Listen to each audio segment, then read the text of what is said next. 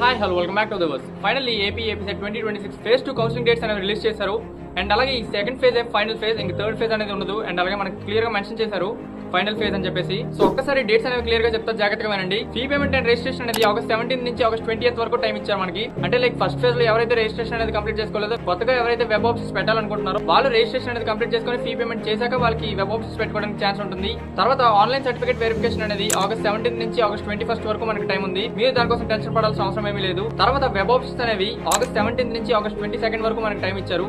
So మనకి 17 నుంచి web options అనేవి ఓపెన్ అవుతాయి. సో అప్పటి నుంచి మనం కాలేజెస్ అనేవి లిస్ట్ లోకి యాడ్ చేసుకోవచ్చు. తర్వాత చేంజ్ ఆఫ్ వెబ్ ఆప్షన్స్ అంటే మనకి వెబ్ ఆప్షన్స్ చేంజ్ చేసుకునే డేట్ వచ్చేసి ఆగస్ట్ 23rd ఇచ్చారు. సో 17 నుంచి 22nd వరకు వెబ్ ఆప్షన్స్ పెట్టుకోవచ్చు. అండ్ అలాగే 23rd మళ్ళీ మనం ఒకసారి చేంజ్ చేసుకోవచ్చు, వెరిఫై చేసుకోవచ్చు. అండ్ ఫైనల్లీ సెకండ్ ఫేజ్ యొక్క సీట్ అలాట్మెంట్ అనేది ఆగస్ట్ 26th మనకి రిలీజ్ అయిపోతుంది. వన్స్ సీట్ అలాట్మెంట్ అనేది రిలీజ్ అయ్యాక మనకి self reporting and college reporting dates వచ్చేసి ఆగస్ట్ 27th నుంచి ఆగస్ట్ 31st వరకు. సో ఈ డేట్స్ లో మీరు సెల్ఫ్ రిపోర్టింగ్ అనేది ఆన్లైన్ లో కంప్లీట్ చేసుకోవాలి. అండ్ అలాగే కాలేజ్ రిపోర్టింగ్ అనేది కూడా ఈ డేట్స్ లోనే కంప్లీట్ చేసుకోవాలి.